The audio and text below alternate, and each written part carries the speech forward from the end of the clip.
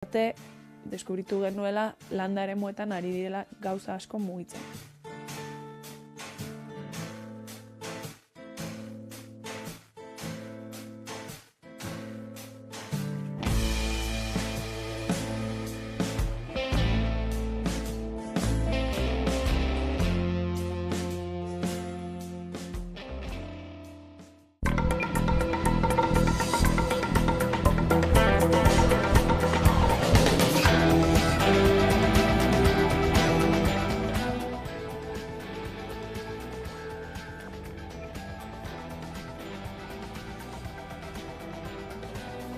Mugimendu feministak greba feminista orokor batera deitu du zaintza eskubidearen alde, hain justu zaintza eredua eraldatzeko behar aldarrikatzeko eguna dugu gaurkoa, eta halaxe egiten ari da Euskal Herriko mugimendu feminista martxoaren 8ko mobilizazioetan. Euskal Herriko auzo, herri eta hiriburu gehienetan deituak dituzte manifestazioak eta kaleak hartzeko eta batzeko deia egin dute ere. Horrela, zaintzarako eskubidea izango da gaurko mobilizazioetako ardatz nagusia, baina mugimendu feministak adierazi du bihartik aurrera ere lanean segituko duela horren bueltan. Otsailean abiatutako borroka dinamikari jarraiki, denon bizitzak erdigunean izeneko prozesua jarri du martxan, zaintzaren auzia erdigunean kokatzeko eta gaia herriz herri jorratzeko.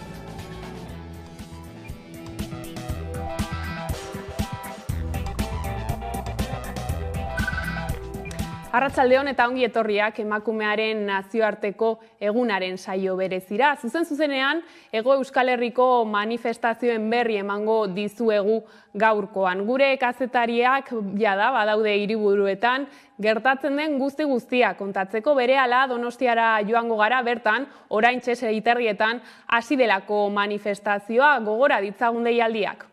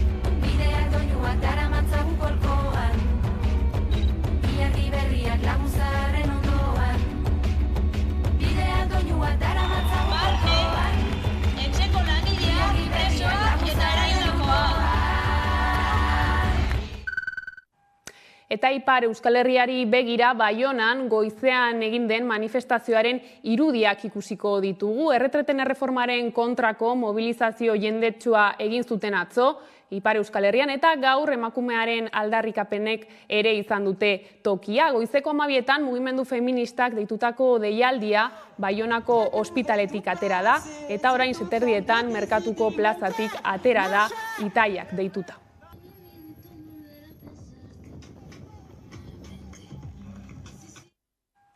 Orain bai, Udane Arbeorekin bat egingo dugu. Udane, Antiguoko tunelean zaude, zer nolako giroa dago Donostian? Bai, arratsaldeon guztioi, jada hemen Donostian ekin diote manifestazioari, atzekaldean ikus dezakezue milaka pertsona eta gehienak emakumeak hemen bertan Donostian bildu direla denak, gora borroka feminista oiokatuz, eta esan behar dugu Euskal Herriko mugimendu feminista deitutako manifestazioa dela, baina bertan ere sindikatuek baita instituzioek bat egin dutela, eta esan bezala aurten lehen lerroan zaintza ezarri dute, bertako zaintzaren sektorean dagoen arrakala erdigunean jarri nahi izan dute, eta bertako lan baldintza duinak oihukatzen dituzte, eta horiek aldarrikatzen dituzte. Izan ere, gehienak, bere langile, zaintza arloan dauden langileek izan ere askorek etxean lan egin izan dute eta ezin izan dute soldatarik izan ez da kotizatu. Beraz, esan bezala, gaurkoan ere zaintza erdigunean eta lan baldintza duinak eskatzen ari dira Euskal Herri osoko hirietan. Pentsatzen dugu emakumeanak protestak oso garrantzitsuak, batez ere, zaintzan eredua bultzatzen nahi diana da, guk hor, bai gure hilobei, bai gure kideei eta deno zaintzea, ez? Baina usten dugu, konpartitutu behar degula eta horretaz atea gea, hori saltzeko eta errebendikatzeko. Inoiz baino gehiago borrokatzen jarraitu behar dugula, eta ez bakarrik emakumezkoak. Nik uste dute zorionez, azken bolada honetan emakumezkoek hartu duzuen protagonismoa oso garrantzitsua dela, ez? Burutzen dituzuelako mobilizazio guzti hauek, baina importantea da baita ere gizonezkoek aurrera pausu bat ematea, eta esan argi maskulinidade konkretu batzuk oso kutsakorrak izan daitezkela, ez? Eta hori aldatu beharra dagoela. Udane, manifestazioaz gain ere goizean protestak izan dira, ez da? Bai, alaxe da, Donostian eta Euskal Herriko gainontzeko hirietan ere LAB sindikatuak eta beste hainbat sindikatuk ere mobilizazioa deitu dituzte. Donostiako kasuan gu LAB sindikatua deitutako mobilizazioan izan gara eta bertan ere zaintzaren arruan dagoen krisia erdigunean jarri nahi izan dute. Bertan azaldu dute pribatizazioari aurre egin nahi diotela eta lan publikoan lan baldintza duin horiek eskatu dituzte beste behin. Hori ala, goizean Donostian bulebarren ekin diote mobilizazioari eta Gipuzkoako Foru Aldundiko egoitzaraino joan dira. Bertan, Gipuzkoako Foru Aldundiari idatzi bat helarazi nahi izan diote, baina bertan sarrera itxi diete LAB sindikatuko ordezkariei, herritarrei sartzen utzi diete, baina esan bezala LAB sindikatuko ordezkaria ateak itxi eta beraz idatzi hori ezin izan diote helarazi, baina esan bezala kalean borroka egiten jarraitu dute. Udane, esan duzu dagoeneko, baino esango dugu berriz ere. Gaurko egunean gogoratu behar dugulako izan ere zaintza dela lerro nagusietako bat eta pertsona guztien ongizaterako eta jarduera sozial naiz ekonomikoari eusteko ezinbesteko lana delako zaintza. Bai, alaxe da, zuk azpimarratu duzu gaurkoan, eta da, pandemian oso agerikoa izan zen, krisiaren zaintzan zegoen krisia, eta ordutik oso agerikoa izan da, zaintzan lan egiten duten horien lan baldintzak, ez? Alaxe ari dira gaurkoan, lan baldintza horiek eskatzen, eta lehen ere aipatu dut, baina azpimarratu behar dugu, emakume adindu askoren errealitatea dela, etxeko lanetan lan egin dutela askorek, eta soldatarik ez dute, kotizatzeko aukerarik ere ez dute izan, eta testuinguru horretan gainera, emakume migratzaileen kasua azpimarratzeko, horien kasua oraindik larriagoa dela azpimarratzen dute, eta hori izan da gaurrekoan ere kalera atera duten alderdi nagusia edo azpimarratzekoa.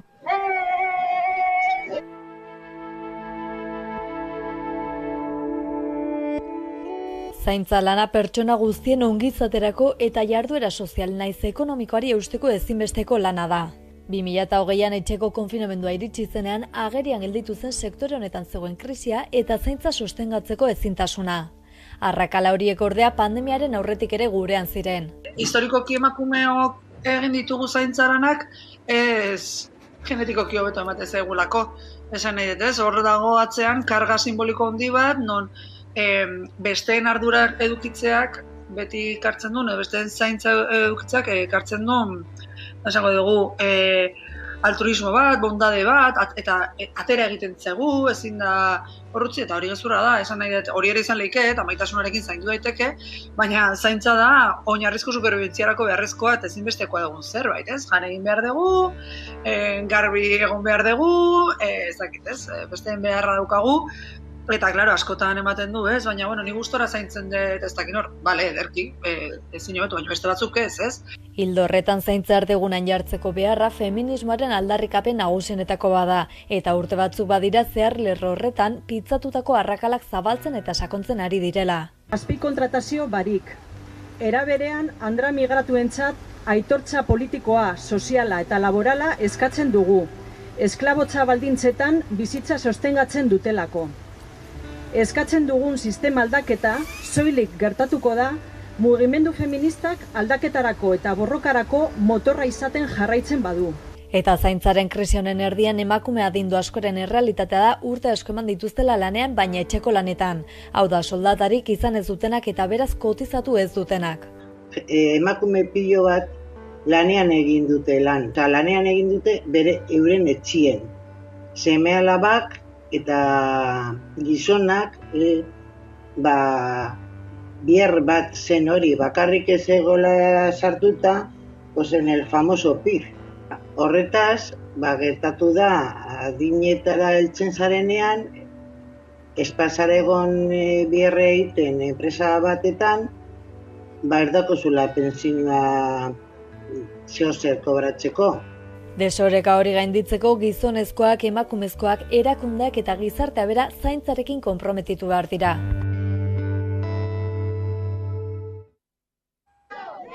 Udane, mila esker Donostian gertatzen ari dena kontatzeagatik, gero arte? Bai, mila esker zuei. Eta aurrera jarraituko dugu albistegiarekin, izan ere aipatu bezala goizean goizetik abiatu dituzte mobilizazioak Euskal Herri luz eta zabalean. Zaintza lanak emakumeen aurkako indarkeriaren ardatzetako bat dira, eta hori da mugimendu feministak jomugan jarri duena.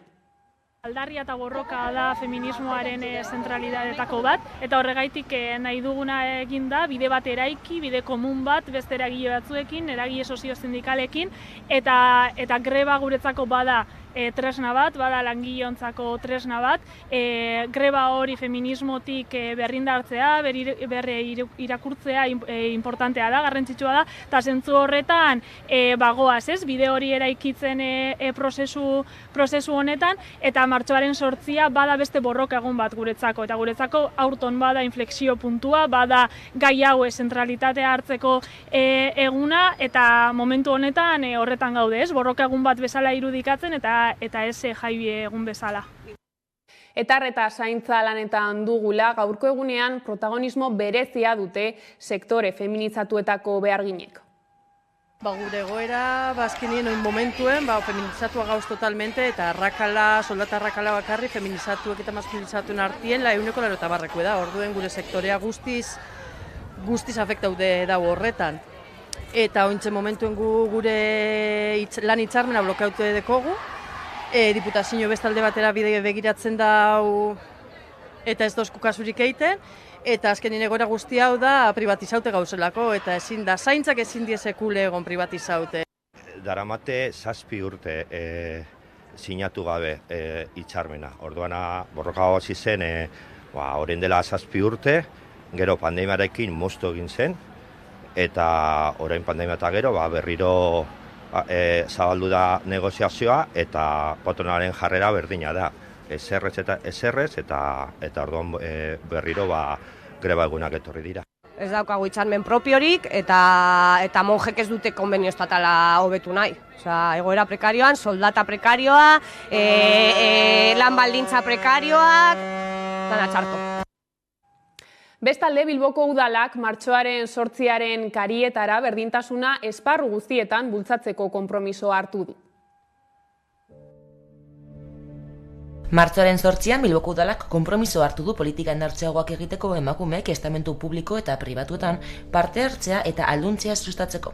Es el tiempo de liderar para transformar las organizaciones y la sociedad, transformar hacia modelos de relación mucho más inclusivos, más cooperativos y más creativos.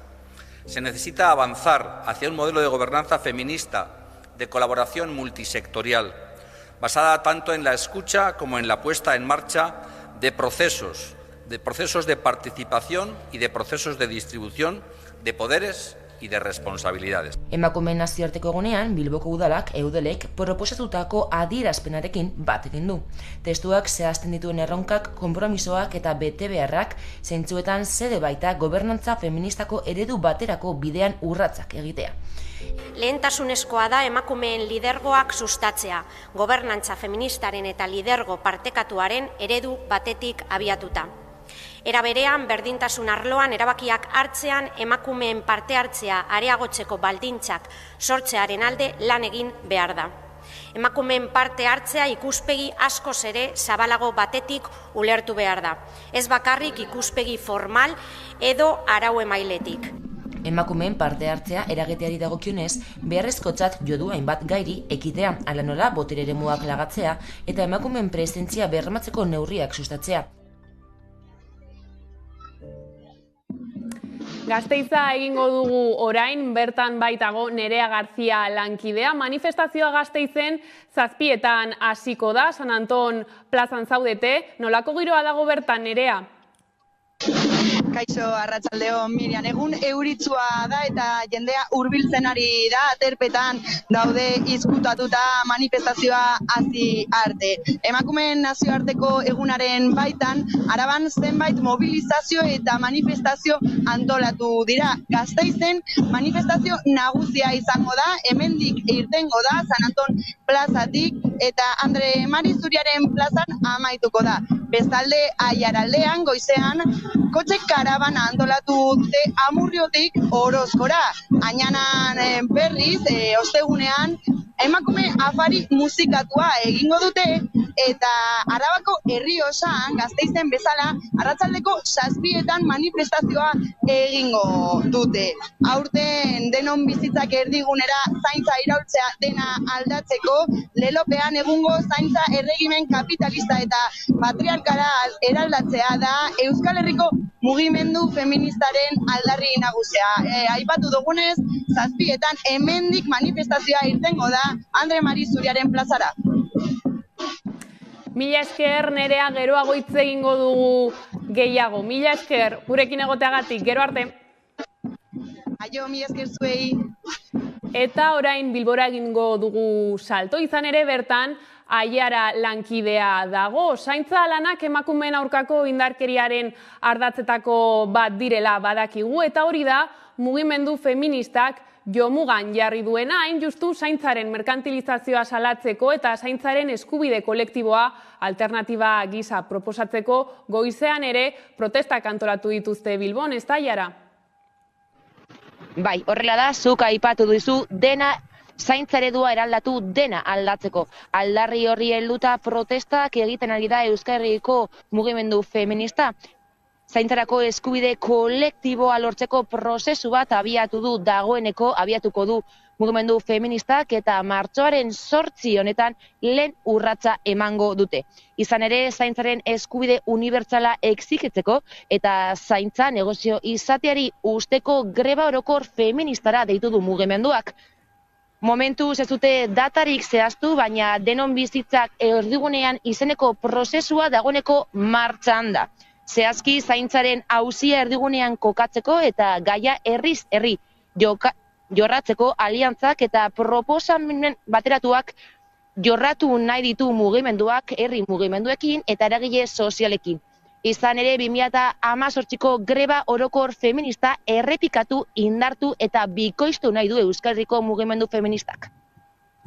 Aipatu duzu dagoeneko, Aiara, arreta zaintza lanetan daukagula eta gaurko egunean protagonismo berezia hartu dute ere sektore feminizatuetako beharginek. Bai, horrela da, sektore feministetako milaka emakumezko behargin protagonistak izaten ari dira martxoaren 8 honetan. Hilabeteak daramatzate kapiaren araberako soldatak eta hitzarmen berriak aldarrikatzen. Izan ere, sektore feminizatu eta maskulinizatuen arteko soldata arrakala 80%era iriz daiteke. Zaintza lanak aipatu dugun bezala, jarri ditu erdigunean Euskal Herriko mugimendu feministak eta zaintza sektoreko hainbat grebalarik greba eguna dute gaurko egunean. Tartean, Bizkaiko sare egoitzetakoek, etxe laguntza sektorekoek edo Madres Mercetarias egoitzako beharginek. Eta M8 honetan instituzioek berdintasunaren aldeko mezuak zabaltzen dituzten bitartean, grebalariek salatu dutenez, euren lan gatazketan, Bizkaiko Foru Aldundiak edo Bilboko udalak albo batera begiratzen du. Horrez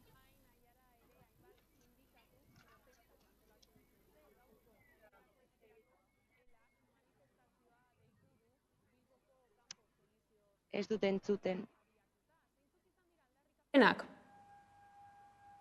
Bai, sindikatuak ere kalera atera dira eta Euskal Herriko mugimendu feministak bezala zaintza lanak erdigunean jarri dituzte. Mugimenduak gaur goizean gainera iragarri duen greba orokor feministarekin bat egin dute ELA eta LAB sindikatuek. Euskal sindikatuek protestak egin dituzte goizean, ELA adibidez, ekitaldi nagusia egin du feministak garelako publikoaren alde lelopean eta ondoren manifestazio egin du. Labek bere aldetik Euskal Herriko hiriburuetan protestak egin dituzte eta manifestazio nagusia Bilbon izan da. Bestalde, UGTek eta Komisiones Obrerasek protesta bateratua egin dute Iruñan. Edonola ere, sindikatu guztiek argi dute zaintza lanak duindu behar dira eta publikoak izan behar dute.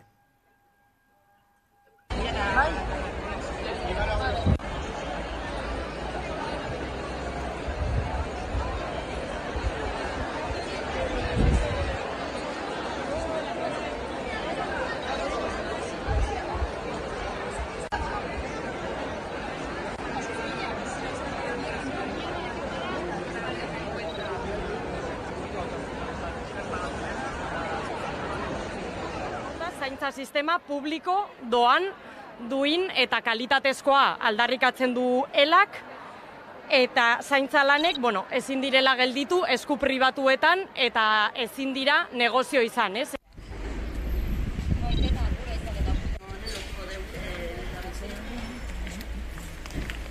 Zaintza denok jaioganetik ezinbestez behar dugun zerbait izanik eta gizarte hau sostengatzeko ezinbesteko zerbitzu bat eta beharra izanik, gure ustez horrelako funtsezko eskubideak bermatuak izan barko lieke, ez? Eta gaur egun zaintza instituzio politikok, alderdi politiko konkretu batzuk privatizatzea erabaki dute.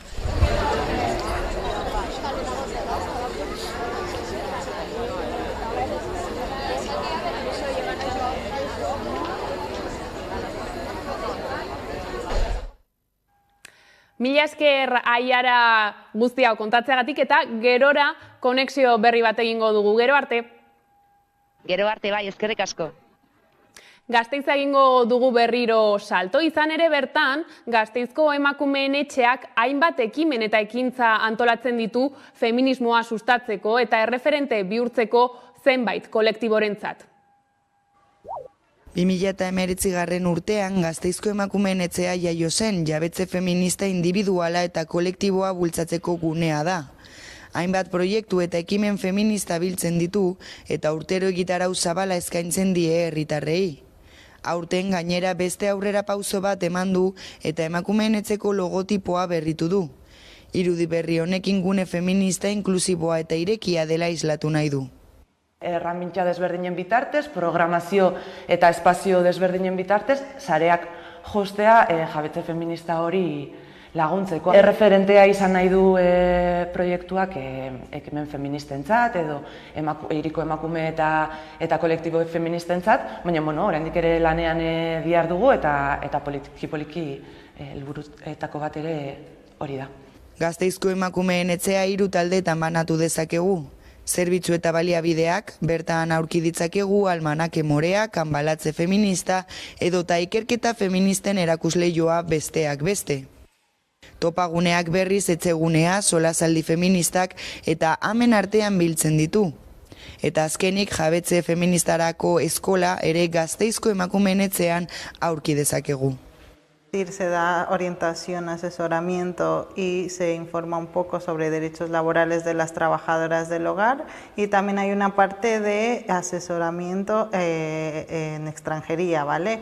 sobre todo porque vienen muchas mujeres que igual están cerca ya de los 3 años para poder regularizar su situación. Y hacemos algunas actividades como talleres también grupales de empoderamiento en el que hablamos, por ejemplo, del derecho a paro que se acaba de aprobar recientemente, o cómo hacer nóminas, o bueno, pues este tipo de cuestiones que son importantes para las trabajadoras de hogar y de cuidados. Otra forma de mirar la violencia sexual en la infancia, otra forma me refiero más allá de la lectura de víctima-victimario que estamos acostumbradas, ¿no? Sino pues a algo un poco más amplio. Tiene factores que están alrededor pululando, como por ejemplo qué significa, pues, qué papel hacen las criaturas a nivel social, etcétera, ¿no?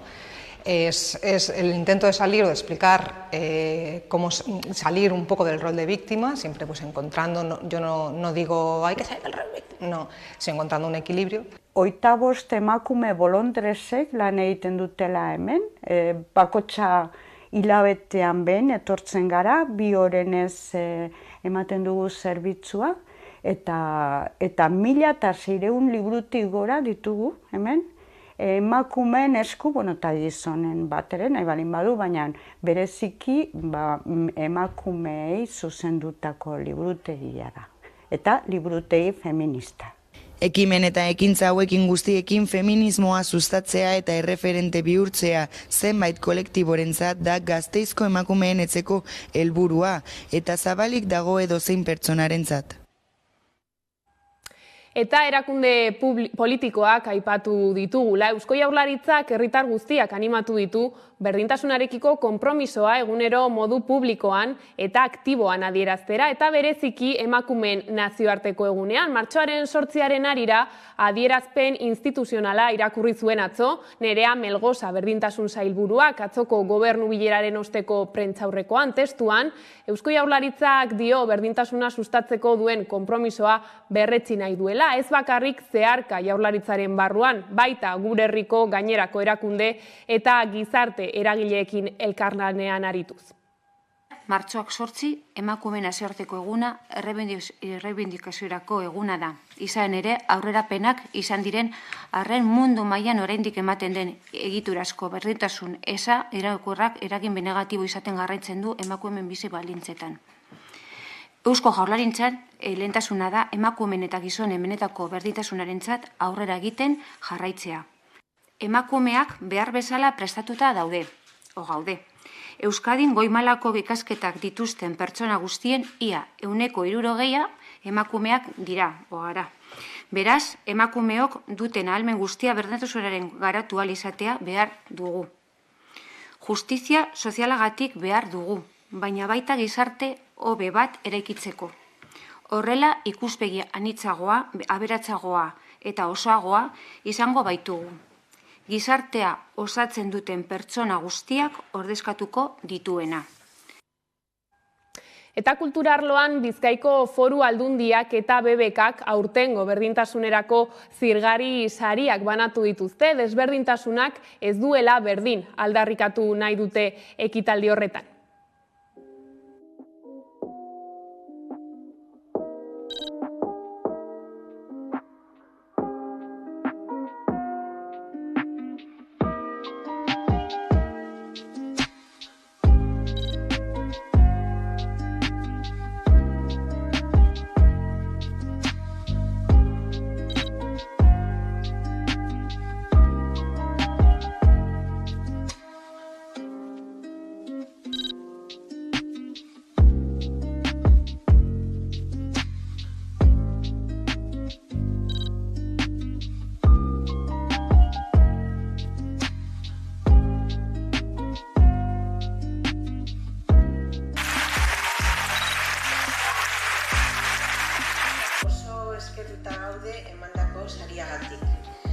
Borroka feminista ez da inoiz erreza izan, eta gaur egun ere ez. Horregatik, sari hau guretzat baiezko bat da. Estos días están muy marcados en el calendario, pero no todas aquí sabemos que esto es una reivindicación diaria. Una reivindicación para lograr una sociedad más igualitaria en la que hombres y mujeres tengamos las mismas oportunidades. Nuestro objetivo no reside solo en crear una orquesta formada íntegramente por mujeres. Queremos que delante, sobre y detrás del escenario haya una paridad. Gauza korrela, berehala Tania Arriaga eta Nekane Gartzia izango ditugu gurekin. Solasean aritzeko eta manifestazioen jarraipena egiten jarraituko dugu. Lehenago baina, Gasteizko eta Iruñeko lankideek kalera atera dira gaurko egunaren aldarrikapenak zeintzuk diren galdetzera, horrekin utziko zaituztegu orain arte. Ne ustez, emakumeen posizioa gizartekiko. Baita emakumean egoera gizartean eta lanean dakaten injustizia eta. Azken finan berdintasuna ez, eta... Batez ere hori, azkenean gure sozietatean ikusten diren, egunero egoten diren ezberdintasunei aurre egitea, eta emakumea behar bestela, behar den tokian egotea. Hombre, erasoak eta egiten direnak egun hauetan, ez dut uste atentzio nahikoa ematen zaionik, eta asko egin behar da horren gatikan, ez uste dut. Adibidez, kalian segurtasuna bermatzea. Ze bain dela gutxi adibidez hemen Iruñan egon zan violazio bat, eta nik uste horren ingurun gauza asko daudela aldarrikatzeko, eta batez hori da segurtasuna, errespetu falta gizonezkoak emakumeen kontra, eta nik uste hori. Esparru gehienetan nik uste dut oraindik gauza asko daudela hobetzeke, ez dakit. Bai lan arloan, baina ez dakit, gure erlazionatzeko moduan, arlo guztietan, ez dakit. Argi dau oindo ez dauela gizonen eta emakumeen arteko bardintasune, orduen nik uste dut hori lortzea ezinbestekoa dela gizarte bardine eukiteko.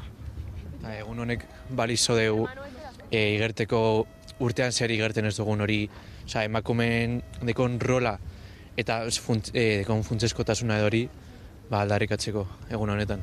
Eta ere mikromachismoekin ere bokatu behar dugu adibidez txikitatik, adibidez umeak neska panpina eta gizonak kotxea horrekin ere bukatu behar da, ezkinean txikitatik inkubatu behar dira gauza hauek.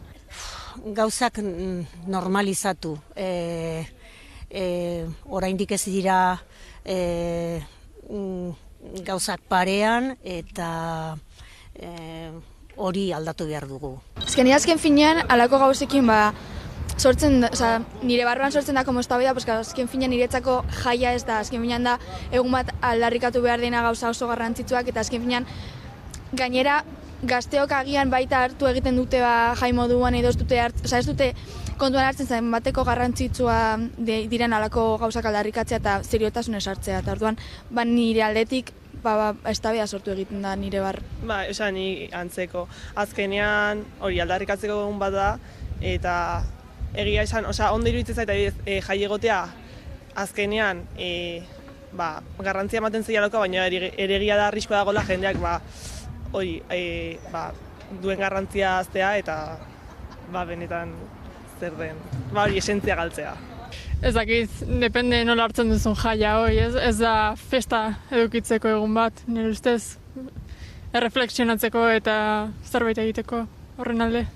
Nik uste dut greba egune izan behar dela gure eskubideak aldarrikatzeko, eta ez da jai egun bat, ez da zeo ospatzeko, aldarrikatzeko baizik, orduen niri ez jata ondo iruditzen egia esan. Ez da adibidez inauterizek emoten diz egun batzuk libre, ospakizun moduen, baina hau aldarrikapen bat da, hau serio bada, nire ustez. Nik uste begralteare baukela greba izatek, ze azken finen jaiegune balin bada denak jaitzat hartzegu eta aztea benetako garrantzia ikusten, da orduan greba izateke bere garrantzia aukela iruditzen zait. Eta etzan ikusiko emakume greba indakoan emakumean garrantzia o falta hori etzan hainbestena baituko lanean tala. Oraindik ez gara ospatzeko, ez dago momentu ospatzeko. Oraindik behar dugu borroka egin gauzako betzeko. Nire ustez oaindikan borrokatzeko eguna da, oaindikan gauza asko daude lortzeko, eta batez ez da bate berdintasuna emakume eta gizonezkoen artean. Ospatzeuen jendiak eta oraindik ez dakae bate klaru ez da hola berdintasuna azkenen, nik uste bai adibidez leheno esan duen bezala nire lagunak postuen artean eta emakume eta gizonezkoen artean ez da bate berdintasuna orduan ospatzeuenak nik uste ez daudela bate ez dakaela kontzientzia horren inguruan. Aldarrikapen egun bada eta nik uste du momentuz ospatzeko gauza gutxi daudela, ez?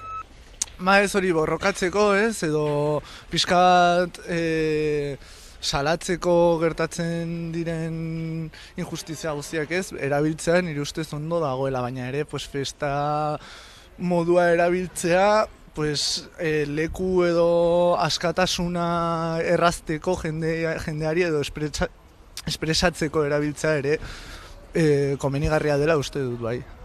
Ikusita nola ibiliguen legea eta karritu ondorio txarrak, aldeko gauza baino emateu gure kontrakoa, eta guain irakurriten ez aldatu nahien dabiltza lege hoi, eta nahi du ondo ibili lege hoi, orduan esperot ondo aldaketa eta itea, eta ez oengo ondoriok izatea lege horrek, bestela ez dakez entzuik. Nik uste dut baietz, berez aurrera pauso bat da, orduen garrantzitsu da lortzeko zehozer. Ez bada guztia be, bai zehozer aldatzeko, nik uste dut barrizkoa dela. Azkenean gauza gutxinaka aldatzen jaten dira ez, azkenean leika basa batzuk aldatu aldira. Aldatu behar dira, baina baita uste dut egin behar dela gizartean lan. Azken finean hor dagoelako gakoa eta azken finean gu aldatzen ez baldin badugu, azken finean legeak aldatu egiten baldin badira, agian bideratu daitekela modu baten edo bestean, baina uste dut gakoa dela pertsona aldatza eta pertsona kontzientzatzea zelako garrantzia daukaten alako egunak eta alako gauzak aldarrikatzea. Hori, egia da legeak lagundu dezaketa, baina pertsonak gara, benetan datu behar. Polemika, badakite egon dela, ez dut zehazmeatze legea irakurri eta bere efektuak, polemikaren jomugan egon diren efektuiek, bai entzun ditu dela, irudi, ez dakit.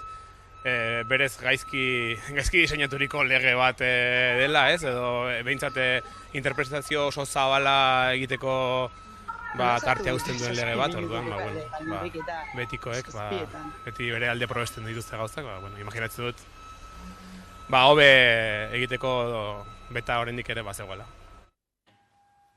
Eta heldu da solasaldiari heltzeko unea. Horretarako hemen ditut nire alboan, Tania Arriaga eta Nekane Gartzia, ongi etorriak, bioi.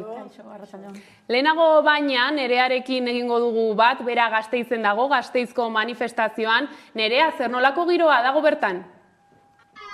Kaixo, arratsaldeon berriz manifestazioa hasi da jada, blokeak gehitzen ari dira milaka emakume, ehunka lelo eta kartel ikusi ditugu eta hainbat aldarrikapen manifestazioan, gaurko manifestazioan zaintza lanak hizpide ditugu Euskal Herriko mugimendu feministak balioan jarri ditu ezinbestekoak direla azpimarratu du. Eta gaurka manifestazioan hainbat aldarrikapen ikusiko ditugu, hainbat bloke baita ere, aldi berean lehen aipatu dugunez, guardian ere, arratsaldeko 7etan manifestazio hasi da dagoeneko, goizean berriz, ikasle sindikatuak manifestazio deialdia egin du, hemen ikusi dezakegu beste bloke bat, emakumeen indarrak batuz bizitzak erdigunea kartelearekin, manifestazioa atzean dugu, San Anton plazatik hasi da eta Andre Marizuriaren plaza amaituko da. Hemen utziko zaituztegu gaurko manifestazioaren irudiekin.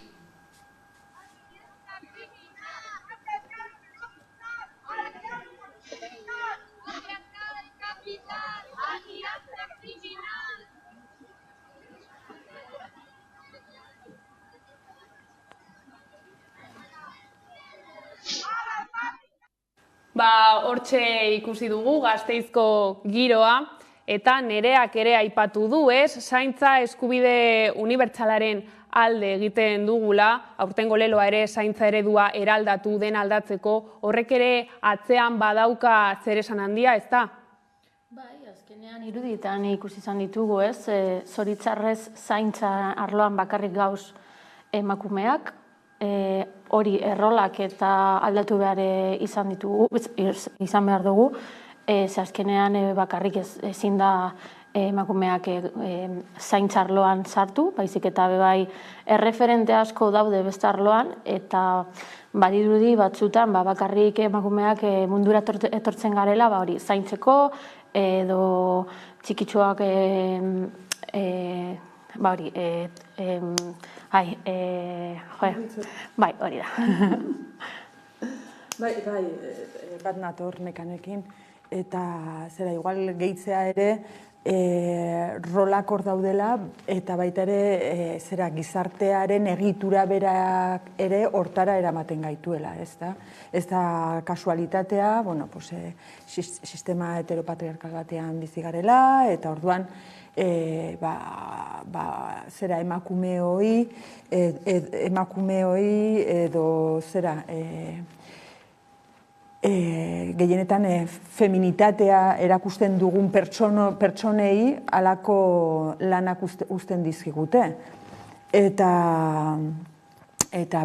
hori ikusten da, bai familian, bai lanetan, bai hori esate baterako zera zaharrendako egoitzetan eta lan egite dutenen artean gehienak emakumezkoak dira, etxeetan gure nagusiak zaintzen dituztenak eta ez soilik ja gure familia artekoak emakumezkoak dira, edo emakumezkoak gara, edo gizon femeninoak, ez da?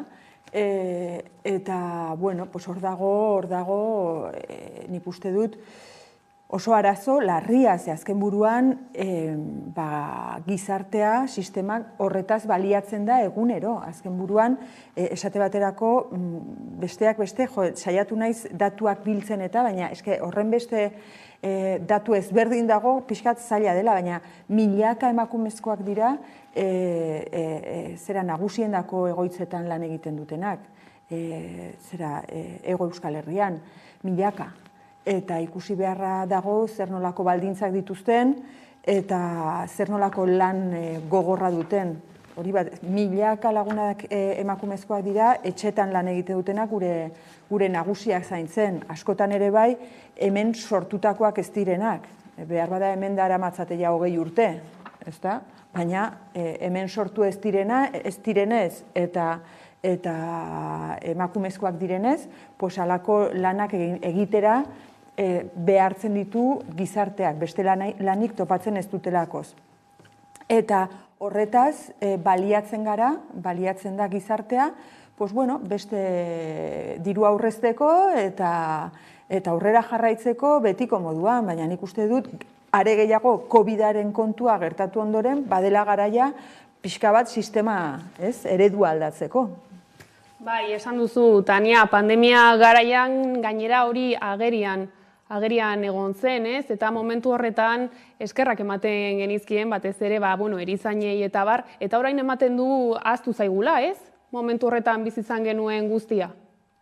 Bai, hala ematen du. Niretzat, pixka bat, esaten dizuedan moduan, tita batean ibili naiz datuak begiratzen, zera zaharren edo nagusien egoitzeari dagokionez, begiratu dut hemen Bizkaian dagoen arazoa, ze azken buruan arazoa da, eta zuzenduko didazue oker banabil, ze esate dizuet, ez da nire arloa, eta saiatu naiz, ahalik eta daturik zuzenenak lortzen, baina okerrezpa naiz greba egin zuten joan den urtearen hasieran, eta begiratu dut zein den duten konbenioa, eta duten lan hitzarmena edo konbenioa 2018ko urtekoa da. Esan nahi dut, COVID-a pasatu ondoren.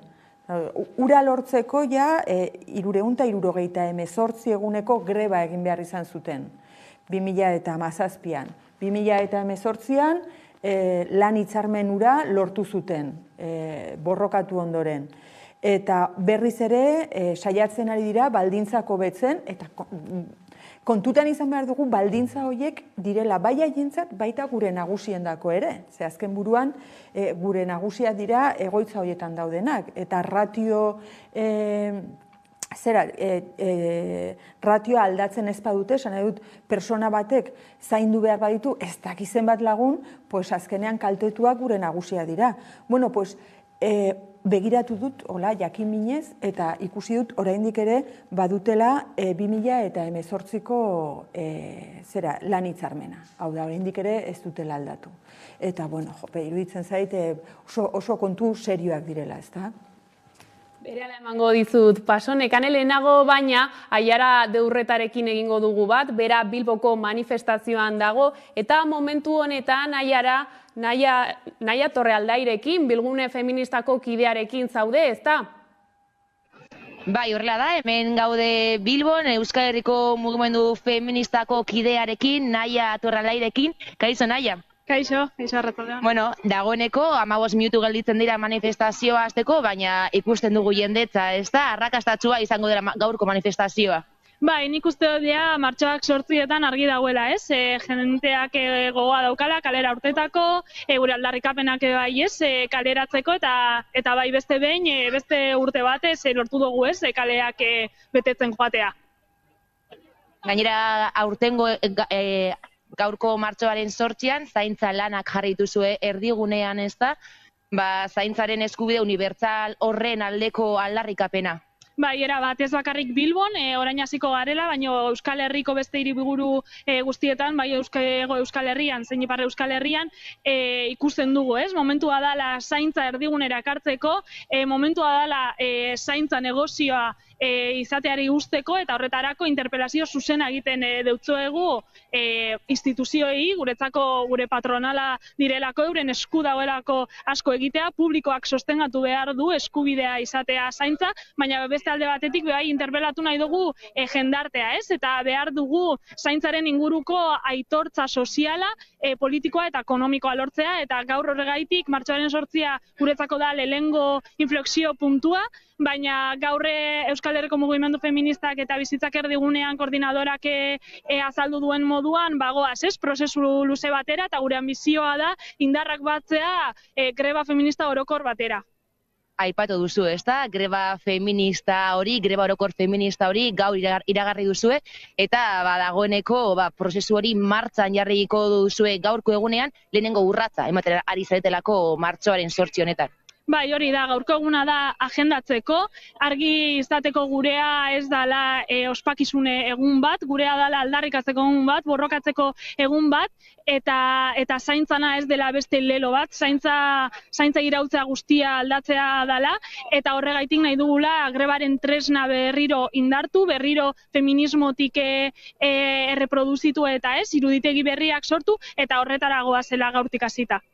Eskerrik asko Naia Torrealdai, Euskal Herriko mugimendu feministako kidea, 10 minutu gelditzen dira manifestazioa hasteko, beraz utziko zaitugu bertan egon behar duzulako. Eskerrik asko. Zueri, eskerrik asko. Aiara, mila esker gurekin egoteagatik, eta esaiozu Naiari ere mila esker gurekin hitz egiteagatik. Eskerrik asko zuei. Ikusi dugu, ez da, Naiak esan duena, zaintza negozioa izateari utzi behar diola, aitortza soziala ere aipatu du, garrantzizkoa diren datu batzuk, ez da? Ikusi zadoz berarekin, behintzat gaur zoritzarrez ez da postasun edo festa bat egiteko eguna, nik behintzat aldarrikatzeko eguna dela pentsatzen dut, eta aipatu beharko genuke nik uste dute, erabiltzaileen iritziak zebeintzat pentsatzen dugu egoitzak direla ospital bat bezala edo gure aitit eta amonak zarrak direnez ez dute iritziak, ez dute zer esango, horra eramaten ditugula hiltzera, baina ez. Azkenean bizitzaropenak aurrera doa, eta bebai zaintza tresnak edo zaintza sistema aldatu behar da, gaur egungo egoerarekin. Bai, ez da hala da, Tania. Ikusi zaitut hor apuntatzen, justu aitortza soziala esan duen momentuan, garrantzizkoa da, ez da? Bai. Erabat garrantzitsua, azken buruan, ez dakit, nik imaginatzen dut eskailera bat balitz bezala, ezta? Eta azkenean, eskaileraren azkenengo eskaloian, zaintzara dedikatzen diren emakumezkoak topatzen ditugu. Eta orduan, hori iraultzeko, azken buruan egin beharko genukena, Naia Torrealdaik esaten duen moduan, oso ongi, aitortu, lan hori aitortu, eta lan horri garrantzia eman. Lan horri garrantzia eman, esate baterako ordainduz, ongi ordainduz. Bai etxetan, bai familiaetan, bai ospitaletan, bai egoitzetan lan egiten dutenei, esate baterako, hori, lan baldintza duinak baino gehiago. Lan baldintza onak emanez, ezta? Eta gisa hortan, igual, jendea, gizonezkoak, beste eskaloi batean, gure gizarte honen eskaloietan, beste eskaloi batean daudenei, interesatuko zaie baita ere arlo horretan lan egitea, eta interesik ez badute, behintzat, gogoz lan hortan dabiltzanek izanen dituzte, hori bizitzeko baldintza ona, eta oso ongi merezita, ez da bat ere lan erresa, ikaragarrizko empatia behar duzu, ikaragarrizko indarra, oso egoera gogorrak bizitzen dira, tartean dagolako osasuna, tartean lehen aipatu duzu moduan,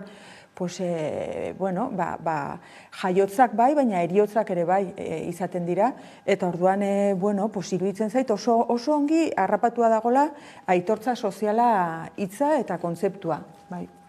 Gainera, azkenaldian ere ikusi dugu, greba anitz daudela, batez ere sektore feminizatuetan, garbiketan, etxeko langileekin, baita ere, eta hor, arazo larri bat dagoela ikusten da, argi eta garbi, ez da? Ba, ikusten da, eta ikusi behar dute, zer gertatuko da greba bat, emakumeak greba bat egiten baldin badugu, nola, ez sistema guztia, baina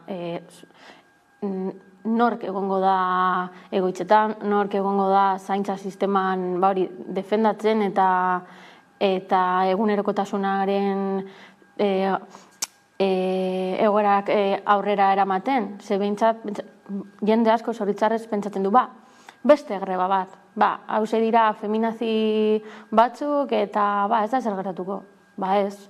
Emakumeak greba egiten baldin badugu, nola konponduko dira hori enpresetan, egoitzetan, eta hau ez da jai bat, baizik eta borroka bat, eta gauzak aldatu beharko dira. Ze bestela aurrera sistema bertan bera garatuko da bestela. Bai, aldarrikatzeko garaia da, eta nekanek esaten duen moduan, grebek ikaragarrizko indarra dute. Behar bada, ez da biderik politena. Askoz goxoagoa izanen litzateke, hitz egin da, adostasunetara iristea, eta gisa horretan, gauzak aurrera egin eta aldatzea. Tamalez, hor beti egoten dira tirabirak, ez da, normalki alde batetik, dirua kokatzen den tokia, eta beste aldetik langileak dauden tokia. Eta gisa horretan egokitzen da gizartea, gizarte kapitalista batean bizi garenetik, lehenago ez dakit nola moldatuko ziren, baina orain, duela ja 200 urte, hau da oso mekanismo frogatua funtzionatzen duela. Orduan, naiz eta oso jendeak dirua galdu, toki bietatik, enpresetatik dirua galdu, eta langileek dirua galdu, bada adostasunetara iristeko lanabez oso eraginkorra. Eta hoize, nekanek esaten duna, zaintzen edo emakumeok greba egiten badugu zaintzari aitortza soziala lortzeko, edo zaintzak aitortza soziala lor dezan, ikusiko dugu nola gelditzen den kilikolo sistema guztiak. Ze azken buruan gure gainean 11 kontu daude.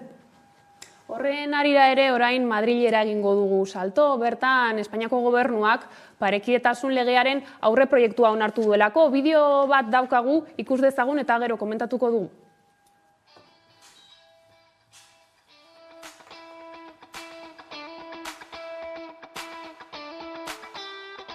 Con este anteproyecto de ley pasamos de las recomendaciones, los principios, las buenas prácticas que estaban vigentes hasta ahora a establecer obligaciones que permitan alcanzar y consolidar una igualdad de género efectiva en los ámbitos de decisión política y económica.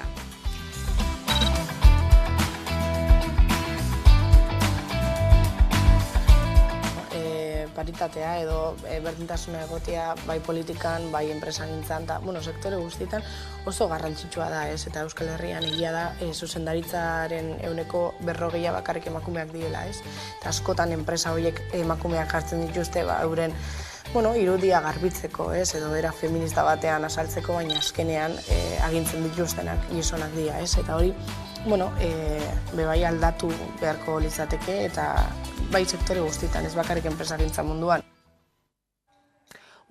Ikusten dugu, gai honek atzeak dakartzan arazo guztiak. Maialenek gainera bideoan esaten du baita ere enpresek emakumeak jartzen dituztela haien irudia nolabait garbitzeko edo. Hori hala dela uste duzue?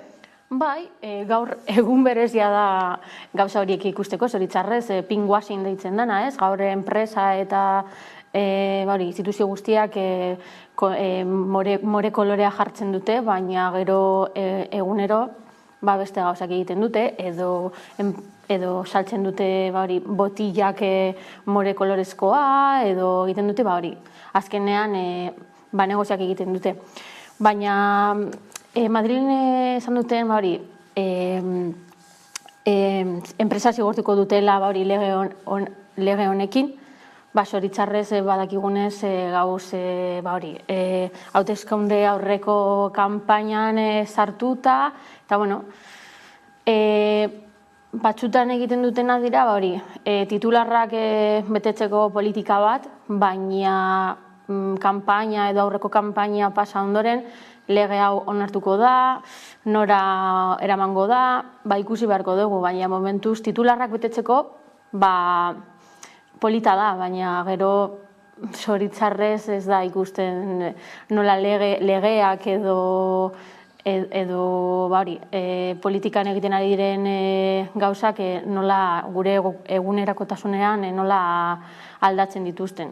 Eta nik espero dute gauzak aldatzea, baina zoritxarrez konfidantza gutxi, ze badakigunez kanpainan sartuta daude alderdi politikoek, orduan itxaron beharko dugu zer gertatzen, eta gainera ikusi dugu aste honetan nola alderdiak beti dauzte gatazkan, eta Madrilgo gobernuak bebai dau sakabanatuta, orduan itxaropen gutxi. Ni lehenengo eta behin esan nahi nuen ikusi dela Maialen Ferreira kazetariak eta aipatu ditudan datuak bere artikulu reportaje batetik hartu ditu dela, eldiario.esetik hartu ditu dela, eta jope ikaragarrizko lan bikaina egiten duela iruditzen zaidala, iruditzen zait iturriak aipatu behar direla, eta niri ahaztu egin zait momentuan esatea, eta laitzen hau, posten hau ikustea zuekin, eta aukera badut hori esateko. Nekanek eta esaten duenaren arabera, kanpainan gaude, eta lagun batek esaten zuen moduan, alderdiak egite dituzte, espainolez izanen litzateke, los partidos parten. Alderdiek egite dutena da, zatitu, eta hauteskunde aurreko kanpainan gaudenez, parekidetasun legea aterako dutela esan dute, gobernuan Sánchez eta konpainia jarraitzen badute, baliteke, haizu, egia da, Montero andereak, Irene Monterok, sekulako lan egin duela, beste alderdi guztien laguntzarekin. Eta nik uste, baliteke honelako zerbait egitea. Orain, ez dakit nik nork irabaziko dituen hauteskunde horiek, ze ikusirik nola dabiltzan bata besteari joka, eta gainera, ze eztabaida zailak diren. Ze gaur bertan, nola da, soilik baietz da baietz legea, pixka bat ulertu nahian, egin behar duzun esfortzua, ulertzeko benetan zein den eztabaida, eske ez dakit oso komplikatu egiten zait, esan nahi dut, ez dakit nola iristen garen puntu horretaraino. Ez dakit nola esan, sortzen diren eztabaidak ez dira sobera herrikoiak, ze benetan ez gara askota zenteratzen. Zera, ukondoak sartu eta legea oso ongi ikasi behar delakoz, benetan ulertzeko zein den aldaketa. Orduan, uste dut horren atzean egon badirela interes partidistak eta baliatzen ari direla nolabaiteko apurketa irudikatzeko, nahiz eta hor benetan dagoena beste inoiz hauteskundeak ez balira ziurrenik ez ginateke honen inguruan arituko. Hau da, abokatuendako eztabaida bat. Ez da jende hola kalean gabiltzan jendearendako aproposa den eztabaida. Ez dakit nire burua azaldu dudan, baina gero jarraituko dugu honekin. Momentu honetan Udane daukagu prest, Donostiako bulebarrera ari da iristen manifestazioa. Udane, nolakoa da giroa ja manifestazioaren ia amaieran? Bai, arratsaldeon eta zuk esan bezala jada bulebarren dira eta oraintxe bertan ari dira amaiera ematen manifestazioari gora borroka feminista oihukatuz. Ikusi dezakezuen milaka pertsona daudela hemen, gazteak, adinekoak, denetarik ikusi ditzakegu, gehienak emakumeak, baina badira zenbait gizonezko ere denak gora borroka feminista oihukatuz. Gogotsu ikusten ditugu, ez da hor pertsonak oihuka? Bai, alaxe da, oraintxe bertan hemen atzean irakurketa egingo dute, une honetan esan bezala milaka herritar bildu dira hemen Donostia erdian, eta gaurko lelo nagusia zaintza erdugunan jartza, zaintzaren sektorean dauden arrakalak erakustea eta argitara ematea, eta hoien aurrean lan baldintza duinak eskatzea da. Halaxe oihukatzen ditugu, oraintxe bertan hemen atzean ikusi ditzakegunak txaloka, oihukatuz denak gora borroka feminista oihukatuz, eta benetan pozgarria horren beste jende ikustea, lehenengo lerroan ikusten ditugu, amona batzuk ere, eta hori ere zein pozgarria den, adin txikikoak eta zarrenak ere denak batera hemen feminismoaren alde ginez. Udane, mila esker amaiera emateagatik manifestazio horri. Gero arte? Bai, gero arte, mila esker. Ikusten dugu, ez? Donostian ere jende mordoa dago kaleetan, eta Udanek nabarmendu du lanbaldintzen arazoa, ez? Hor soldata arrakala ere badago, emakume eta gizonek lanberdina egiteagatik emakumeek askoz gutxiago kobratzen dute, ez da? Hori ere arazo larri bat da. Gehien bat emakume ondako. Ez da, gehien bat guretzat. Eta egia da, nik uste esfortzua egiten ari dela, gauza horiek guztiak bideratzeko. Nik uste duela urte batzuk oraindik eta okerrago dela zela, ez da? Baina hala ere bide luzea dugu ibiltzeko, eta ez dago eskubiderik. Ze azken buruan, lan pilo bat egiten dugu, etxean ere bai lan pilo bat egiten dugu, eta gero bai soldata jasotzerakoan edo jubilazioa, pensioa jasotzerakoan, haranun eta gure soldatak askoz txikiagoak dira. Esate baterako, jubilazioarekin gertatzen dena, izaten da, lan erdiz edo lan egin behar izan duzula zure seme-alabak zaintzeko edo ondoren zure gurasoa zaintzeko, eta orduan, emakume asko eta asko dabiltza momentu honetan lanaldi erdian lanean, eta hori gero iristen da pensioa kobratzeko garaia, zorte pixkatxo batekin, eta hartzen zara, benetan behar bada, 30 piko urte, 40 urte lan egin ondoren, gelditzen zaizula, 800-900 euroko pensioa. Eta horrekin gaur egun, oso gaizki zabiltza. Bai, guztiz ados. Azkenean emakumeak gauz beti, soldatarekin desbantaila, izugarrizko desbantailekin bizitzarako, azkenean zoritzarrez, azkenean ez izan duzun bezala, sistema kapitalista bat gaudenez, soldatarekin bizitza egiten dugu, eta, klaro, azkenean emakumeok soldata gutxiago daukago, formakuntza gutxiago, eta iaia dana gutxiago, azkenean nola garatuko gara bizitzan? Beti gizonaren azpian. Hori, jende asko nahi du zoritzarrez horrela guk egotea, eta emakumeak ez dugu onartuko. Eta hori, lan baldintzak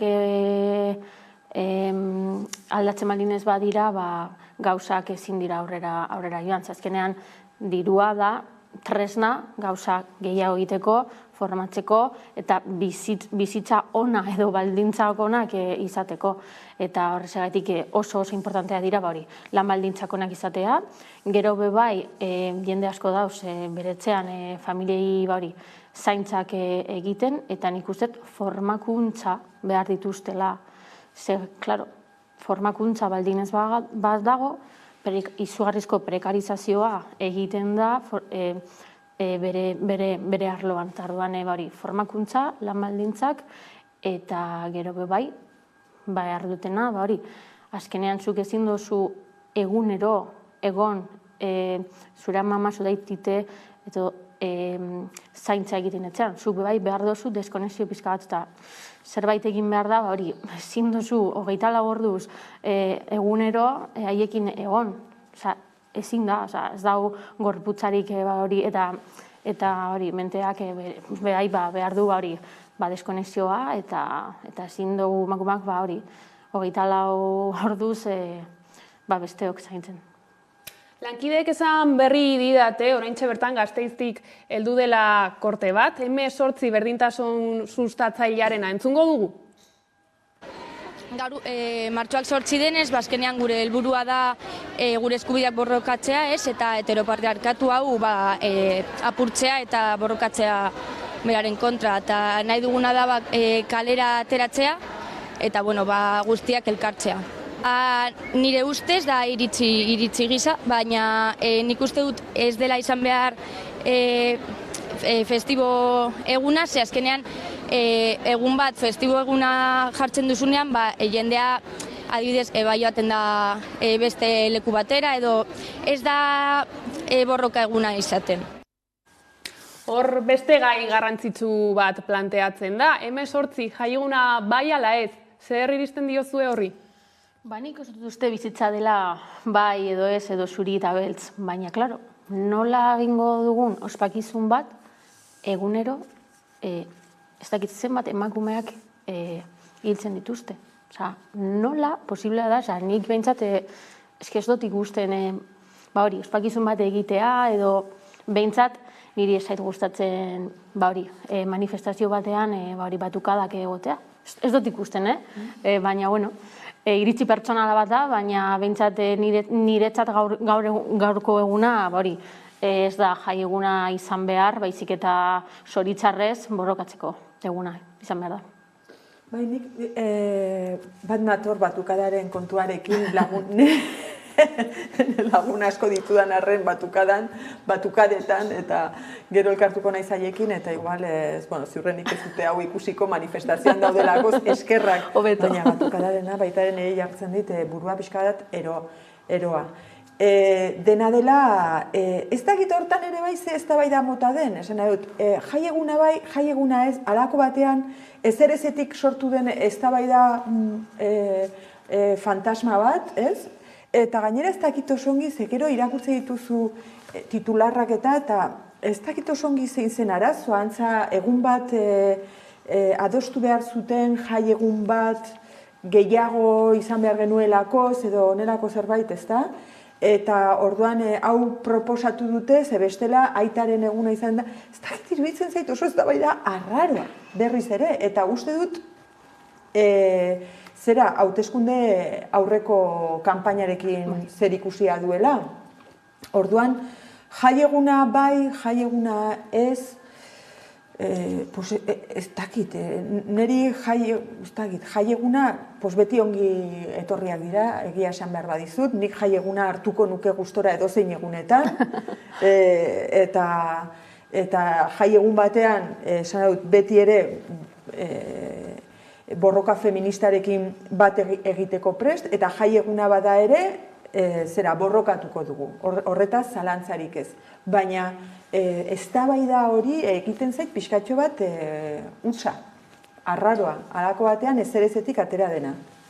Jaieguna eta aldarrikapena, beraz, uztartu beharko genituzke, ez da? Bai, lehenik eta behin, borroka eguna, eta gero, bagian, festa txiki bat, baina festa eguna, azkenean nik uste, gai hau sortu eginda, alderdi batzuk behar dutela, espazio mediatikoak egotea, eta ez dute beste gai buruz hitz egin nahi edo hitz egin behar, eta orduan, behintzak baite oso larria iruditzen zait, errespetu falta da gai hau sortzea, mugimendu feministari, esplikatu gabe, edo eztabaida bat sortu barik. Pixkat, gai artifiziala edo beste gai buruz ez hitz egiteko, edo ez dakit, pixkat bomba de humo bat, edo ez dakit. Baina momentuz gai hori ez dut ulertzen, nik uste ez dela denbora edo garaia, beste gauzai buruz hitz egin behar dira, eta beste gauzak lortu behar dira oraingoz, orduan momentuz ez dut ikusten. Jarraian helduko diogu beste gai batzuei, lehenago baina Aiararekin egingo dugu bat, Aiara Bilbon dago. Aiara, nola dijoa manifestazioa bertan? Bai, hemen Bilbon jendetza bildu da, jende mordoa dago eta gora borroka feminista edo zaintza sistema publikoa bezalako oihuak, Bilboko kaleak girotzen ari dira, izan ere, Bilboko kaleak beste martxoak 8 batean aldarriz betetzen ari dira, adin guztietako emakumeak ikusten ari gara, haurrak, emakume nagusiak, adinekoak, denetarik, baina argi dute guztiek, gaurko eguna martxoaren 8 borrokatzeko eguna dela eta momentuz ospatzeko, eta horregatik milaka emakume ikusten duzuen bezala kalera ateratzera zaintza lanak erdigunean jartzeko eta zaintza lanen merkantalizazioa eta gizonen iesa salatzeko. Gainera duela gitzi egon gara mugimendu feministako kideekin, eta eurek argi adierazi digute aurreikuspenak bete dira eta ez bakarrik bete, gainditu direla gainera. Aiara, Gasteizen bezala oso gogotsu entzuten da jendea oihuka. Horrela, gogotsu dantza artean ere ikusi ditugu, gainera adibidez, manifestazioa astear zegoenean performance bezalako bat egin dute, eta zuek bezala, imaginatzen dut zuek hortik entzuten duzuela, oihuak osen entzuten dira eta emakumeak oihuka eta borrokatzeko prest daude. Momentu honetan Aiara non zaudete? Oraindik ez gara moihuara heldu, baina heltzear gaude. Imaginatzen dut 15 minutu barru gutxi gora bera helduko garela, baina azkenean manifestazioa nahiko moteldoa, ze dantza artean ari dira pizkanaka aurrera egiten, saltoka, oihuka, eta borrokatzen aipatu dugun bezala. Aiara, mila esker gurekin egoteagatik, behin berriro ere. Eskerrik asko zuei. Gero arte. Gero arte. Bueno, esan digu Aiarak ez, aurreikuspenak bete direla eta horrez gain ere gainditu direla, hori berri ona da. Oso ona. Gero eta lagun gehiago, gero eta indar gehiago, eta nik uste dute beharrezkoa dela, kaleak hartzea, grebak egitea, oihukatzea, aldarriak botatzea, egoerak aldatzeko. Zentzu guztietan, bai emakumearen egoerari dagokionez, bai LGTB kolektiboari dagokionez, bai arrazismoaren kontra dagokionez, edo esplotazioaren kontra egiteko ere bai. Esan dut, behar dugu indarrak batu eta erakutsi, zeske bestela ez badago erantzun hori, ez badago elkarrizketa hori, indarren elkarrizketa hori, ez da aurrera egiten. Eta benetan hori oso arriskutsua da gizarte guztiaren dako, esan nahi dut. Orain, duela 40 urte, baino asko zobe gaude, horri esker. Gizartean izan diren tirabira eta elkarrizketa eta eskaera horiei esker. Orduan, iruditzen zait ikaragarri garrantzitsua jende emakume eta gizon eta tarteko lagun pilo bat elkartzea kaletan, eskubideak aldarrikatzeko eta gizarte hobe baten alde borrokatzeko. Bai, azkenean izan zirelako gara, ez? Azkenean movimentu feminista ez da gaur egun sortu, baizik eta historian zehar mugimendu historikoa da. Eta ni behintzat pixkat autokritika egin behar dugu nik uste, eta ikusten dut batzutan mugimendu feminista ez dela transversala edo inklusiboa. Gaur ikusi da Madrilen zer gertatu dan, Irene Monteroren solasaldi batean, translegearen arira, eta nik behintzat ez dute ulertzen eta ez dute onartuko,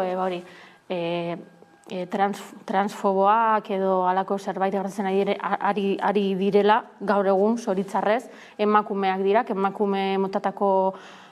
emakume asko gaude, emakumeak ez da bakarik zuriak, baizik eta beltzak, mugimendu transbertsala izan behar da, eta zoritzarrez batzutan ez da ikusten.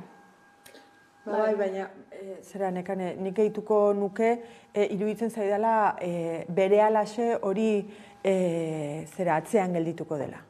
Jende gazte gehienak bat egiten du transfeminismoarekin, eta uste dute etorkizuna transversala, koloretan, arrazetan, bizitzeko modutan, aniztasuna, etorkizuna dela, eta zentzu hortan uste dut gazteek eramanen gaituzuela guztiok bide honean, eskerrak, eta hori laster ahaztuko dugula eta izanen dela, talde txiki baten adaptazio egokitzapen arazoa, baina laster ahaztuko gara.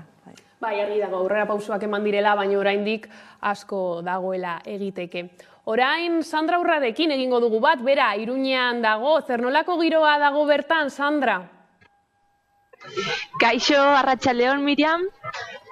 Hemen txegaude, 15 minutu besterik ez dira falta Iruñeko manifestazioa hasteko, eta jendea gutxinaka ona gerturatzen ari dira, pankartak ateratzen, kartelak, musika eta bozgorailuak pizten, eta jende nahikoa, espero da, momentuz Antoniuti parkean gaude, eta jendea onaino gerturatzen ari da. Goizean ere, Sandra, ekitaldi asko egon dira, ez da? Bai, goizean beste hainbat ekitaldi egon dira, baina horiek aipatu aurretik arratsaldean egon diren beste bi aipatuko ditut. Izan ere, 7:30 hemen Antoniuti parkean bloke abolizionista elkartu da, hau da prostituzioaren kontrako feminista abolizionistak hemen gure aurrean izan ditugu, eta horretaz aparte 7:00 ere bai Itaia ildo sozialistako emakumeak bildu dira. Haien manifestazioa hasi dute udaletxean eta Sarasate pasalekuan. amaitu dute. Baina atzok aipatu bezala goizetik giroa hasi da Iruñean eta elkarretaratze eta deialdi ezberdinak egon dira. Esate baterako sos arrazakeria emakume migranteen aldeko aldarrikapena egin du eta horretarako atzerritarren bulegoan egon da.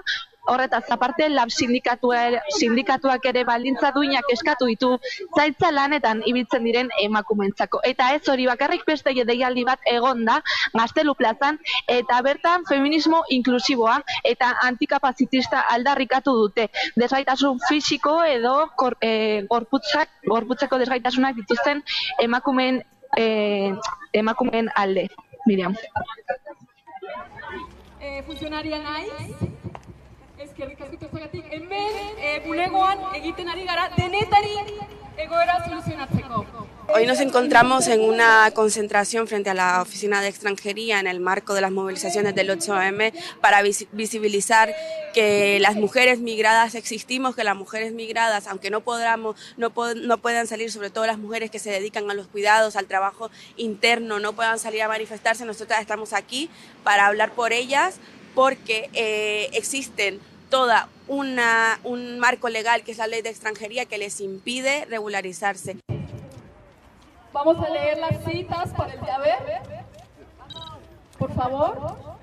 Cita piadosa, domingo de resurrección, 12 horas. ¡Ahí la tenéis! ¡Por favor! Es que no sé, está muy mal, no sé. Queremos visibilizar de que las mujeres no solo estamos oprimidas por el género, hay otros ejes de opresión como la raza y el origen que no los podemos olvidar, y que las leyes de igualdad están bien, pero necesitamos también leyes antirracistas.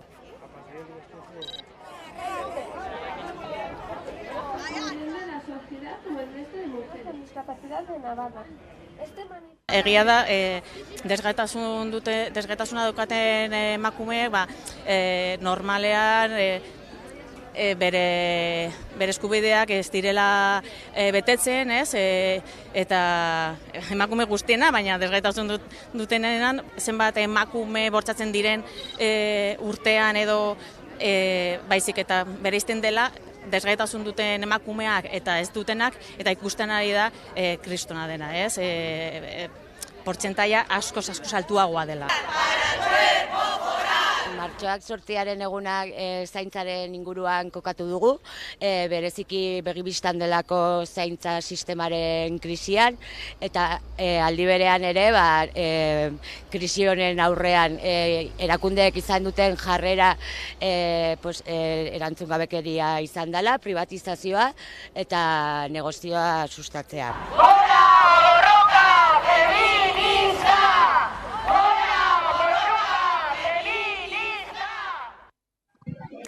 Sandra, mila esker gurekin egoteagatik, 5 minutu baino ez dira geratzen bertan Iruñean manifestazioa hasteko, gero egingo dugu berriz ere bat zurekin. Mila esker. Oso ondo, Miriam, orain arte. Bai, gero arte. Hemen ikusi dugu, arrazakeria, desgaitasuna duten emakumeak, arazo larriak dira baita ere gizartearentzat, oraindik ere ez dituztelako bere eskubideak bermatuta. Bai, arraza antikapazitista, zera emakume migratuak, behar bada txuriak izan da, baina zera beste nunbaitetik datozenak, eta zentzu horretan horrengatik iruditzen zait hain ona aurten aukeratu den ez leloa baizik eta pixka bat norabidea, ez? Dala zaintza. Zaintzak elkartzen gaitu guztiok, elkartzen gaitu bai genero aldetik, bai arraza aldetik, bai torri diren lakoz ez dakit nundik, desgaitasunen bat dutelako, zibitzen zait, zaintzaren euritakoa, nolabait esatearren, inglesez esaten den moduan, euritako horrek babesten gaitula guztiok eta gainera badela bide bat gu guztiok ere bai elkartzeko. Eta bai, lan handia dago, ze gainera oso egoera larriak pairatzen dituzten kolektiboak dira, oso larriak. Bai, zoritxarrez ikusten da gaur egunez erakunde askoetan arrasakeria dagoela. Azkenean bideoan ikusi izan dugu, ez? joaten dira hori paperak erregistratzera edo gauzak itera, ez dute zitak ematen, eta batzutan gero ikusten duzu hori, ez dakit noizbait futbolista batek, ez dakit zenbat mundial bat irabazi du, eta paperak emango diote. Kontxo, privilegioak ebe bai, amen? Ba ez. Azkenean segin du futbolista bat, eta respetu osoarekin, ni futbolaria izan naiz, baina azkenean zaintza dagoen emakume bat, edo osasunan dauzartuta pertsona batek izugarrizko lana egiten du, eta futbolari batek azkenean espektakulo bat da, eta zergatik futbolari batek paperak gaur biharko dauka, eta pertsona normal bat ez, hori aldatu egin behar da. Osea, ezin da, eskubideekin jolastu, edo tombola bat sortzea, azkenean tombola bat dirudi, ez? Zuk ez dakit nore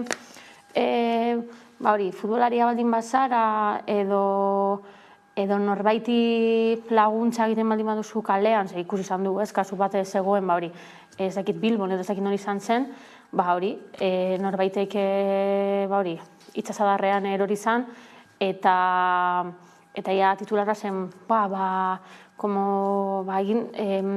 heroizismo bat bezala, ez?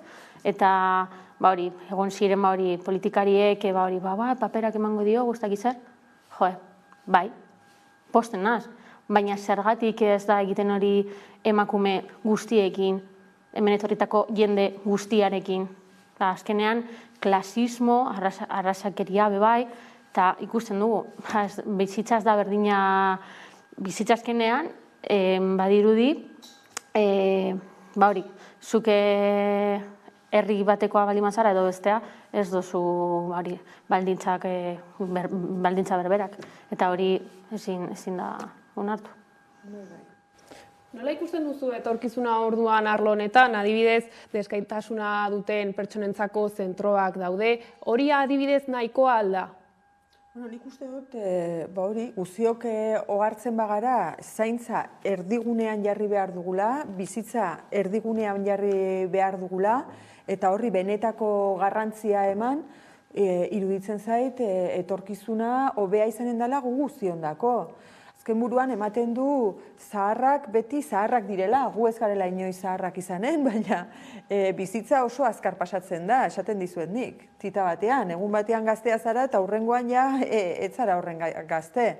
Eta adibidez lehen zera kazetariren batek esaten zuen, polita da ikustea adin guzitako emakume eta gizonak hemen eta tartekoak zera manifestazioan, ez da?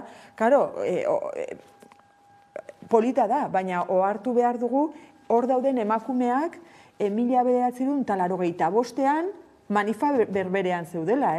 Feministak dira, azken 40-50 urtetan, feministak izan dira, borrokatu dute, egon dira abortuaren alde, egon dira emakumeen eskubideen alde, eta hor jarraitzen dute. Eta emakume horiek, gaur egun, zaharrak dira besteak, baino lehenago jaio zirelakoz. Baina hori guztioi gertatuko zaigu, ez da nola esan. Hoxe, guztio pasako garela hortik. Eta beraz, zaintza erdian jartzen badugu, horretaz baliatuko gara guztiok. Azken buruan ez dakizu gaur ongi zaude, baina baliteke bihar istripu bat izan eta desgaitasunen bat izatea. Eta orduan ohartzen zara, Haze arazoak ditudan autobusa hartzeko, haze arazoak ditudan lana izateko, haze arazoak ditudan zaintza duin bat izateko, eta nire eskubide oinarrizkoenak errespetatuak izan daitezen hori lortzeko. Horrengatik iruditzen zait oso garrantzitsua zaintzarena, nik kamisetak, pankartak, pinak eta dana biserak aterako nituzke, hori urtean zehar ere bai gogoan izateko. Uste dut benetan beharrezkoa den jorratu beharreko bidea dela. Bai, gauza asko lortu dira, baina zoritzarrez batzutan gauza politikaren arira gauzak entzuten, geratzen zara atzera goaz. Eta gero bai, zoritzarrez batzutan ikusten da, nola, ez dakit, fobia edalako zerbait dakogula adinezko jendearekin. Batzutan, tipo hau, ez dakizen bat urte dauka, ospitalera itzera jungo da, edo ez pertsonak dirak, ez dakit nola, ez dugula aprobetsatzen bere adinaz da txarra, baizik eta ona da, azkenean bizi ona edo bizi txarra izan arren, izugarrizko historia dauka jendea, eta hori aprobetsatu egin behar da, eta batzutan, nire gazten artean nik ikusten dut zoritzarez, pixkat fobia edo ez dugula kasurik egiten adineko jendeari, nire gustatzen zaite adineko jendeari. Azkenean, amamak esaten den bezala, zarrak trapoak dira. Eta hori ikusten da zoritzarrez batzutan, viejoa, ez dakitzer, ez dira viejoak.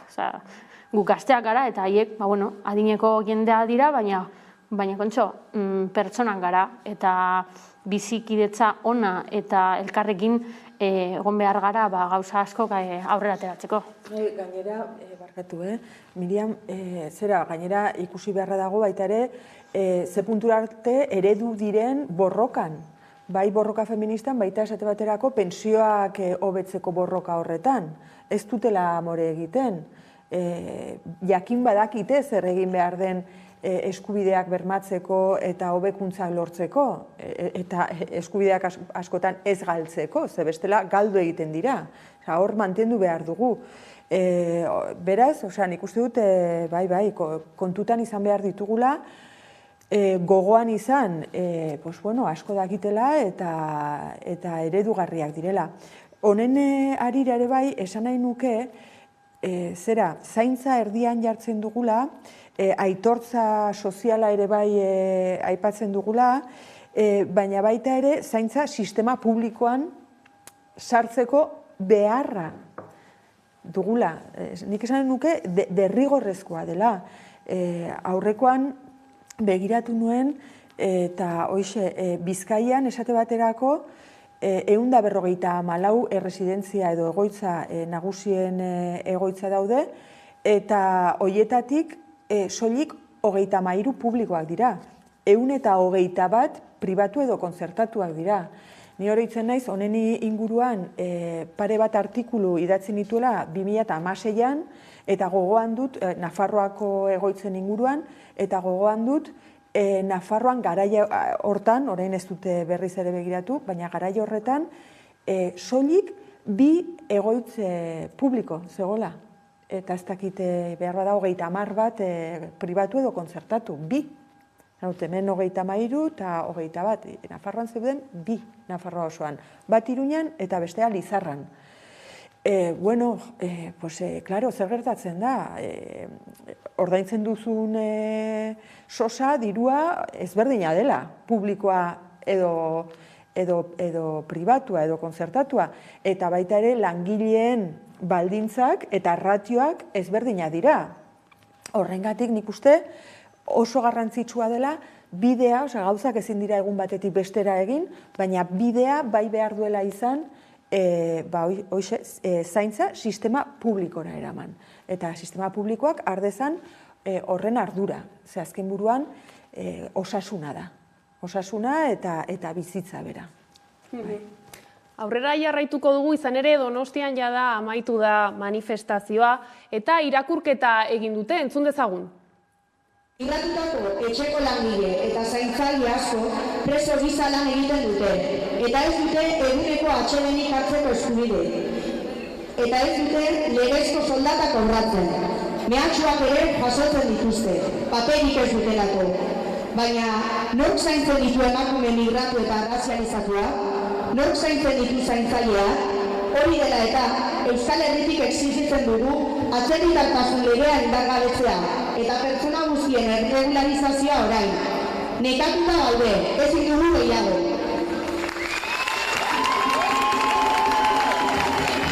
Gora borroka feminista!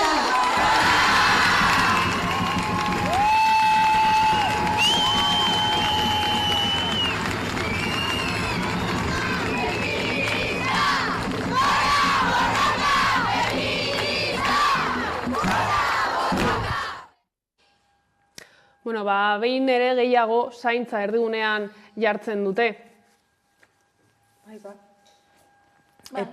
Azkenean komentatu izan duguna, ez? Azkenean denok pasako dugu, osasun sailetik edo, denok zaintza behar izango ditugu edo zainduko dugu norbaiti, gure familiako norbaiti, eta bentsa baldintzak hobeak izan behar dira, sistema bebai aldatu behar da, ze azkenean nik uste behar dugula bebai eguneroko zentroak. Azkenean gure aitit eta mamak behar dute bebai zentro batean sartu, gerotzera bueltatu, ez bakarrik egoitzak orain ez dira ospitalak, baina normalean egoitzak dira gure aitit eta mamak egoteko, iaia ez dira bere logeletik irteten, eta azkenean haiek behar dute fisioterapeutak, aktibitateak, azkenean haiek bebai bere bizitza bizi behar dute. Eta ez bakarrik logela batean sartuta, edo telebista ikusten, ez. Azkenean pertsonak dira, ez dira trapo zarrak horre geratzeko, eta ni pentsatzen du sistema bizkat aldatu behar dela formatua edo alako zerbait. Ez bakarrik lan baldintzak, baizik eta inbertsio sakon bat egin behar da, egunerako tosanaren baldintzak aldatu, ze behintzat inbertsioak, aurrerako inbertsioa egin behar da, ospitalak bai ez jende asko egoteko, baizik eta azkenean zuk zure bizitzan ondo bazaude, zure bere, azkenean zarra baldin bazara zarra izango zara, baina izugarrizko kalitatearekin. Eta hori bebai aldatu egin behar da, ez? Eta horrezagatik nik uste dut egoitzak ondo daudela, baina bebai behar dutela eguneroko zentroak. Eguneroko zentroak, pixka bat beste eredu batzuk, egoitzetan berberetan, behar bada toki txikiagoak, nik uste dut alako ereduak aurrera eramaten ari direla, ezta? Baita ere hor nun baiten irakurri dut, joaten zara niri gertatu zait, amatxi, amama ikustera, eta ez dakizu nun eseri, nun jarri, egon behar duzu bere logelan, gero afaria ematen genion jende askorekin batera, eta ez du familiak duen eta zure etxeak duen edo bere etxeak duen goxotasuna. Orduan, olako tokiak ere bai, birpentsatu behar dira eta goxoagoak egin guztiondako, bai hor daudenen lagunendako, baina baita ere senitartekoendako, ze benetan oso tristea da halako batean zure amama, zure amatxi, amona, pixka bat bere ja ez dala ikustea, ez dagoela bere egoeran. Baina horretarako tokiak bai, eredua ere bai, baina jende gehiago lanean haiekin.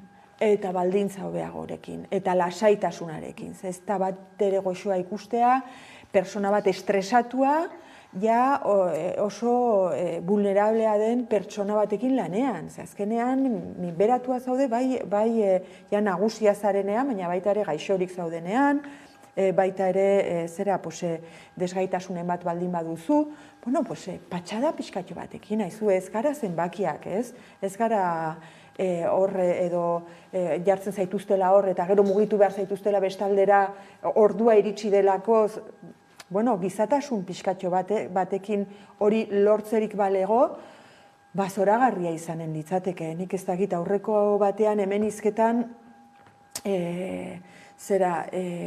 Nafarroako medikuen grebaren inguruan, bururatu zitzaidan begiratzea zenbat kobratzen zuen mediku batek, ezta?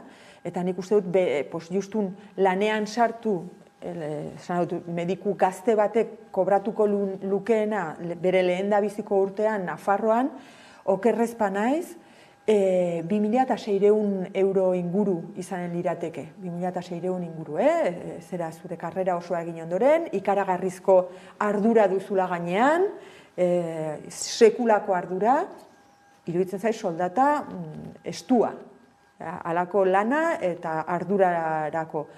Zera, Guardia Zibil batek gauza bera kobratuko luke. Soldata bera izanen luke Nafarroan. Uste dut, behar bada, badirela, bideratzen aldugula diru pixkatxo bat, zaintzara eta beste toki batzutatik kendu. Diot Guardia Zibila, Nafarroan, oraindik ere egon badaudelako, ez tamalez. Baina, hoxe, ez, ikusi behar, aurre kontuetan, ikusi behar pixkatxo bat, zenbakiak egin, eta igual pistolei diru pixkatxoak kendu eta zaintzara bideratu.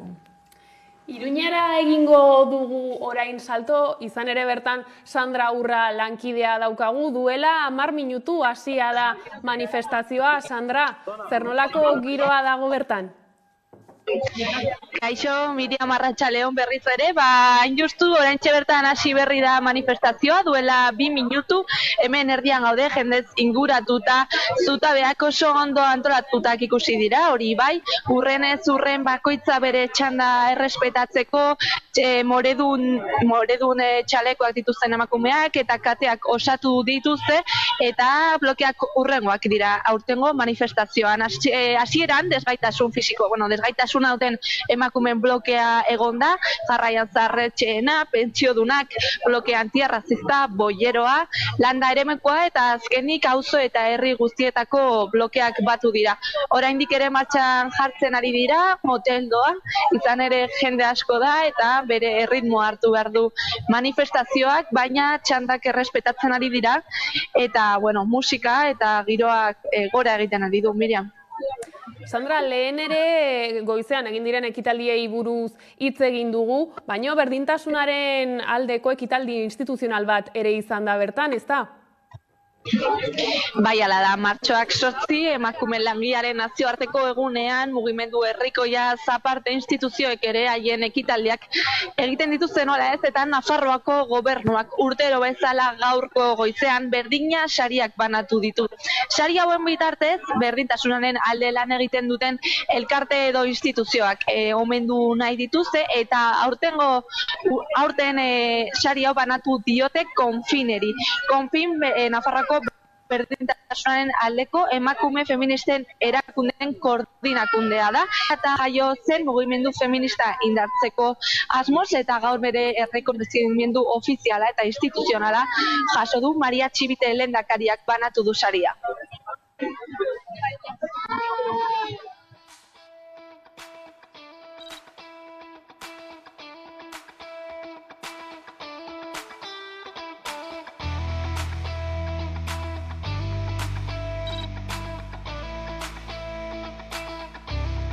Vuestro compromiso feminista ha supuesto una llamada de atención para el conjunto de la sociedad y nos ha trazado el camino hasta situar la lucha por la igualdad entre mujeres y hombres en el centro de nuestra acción política.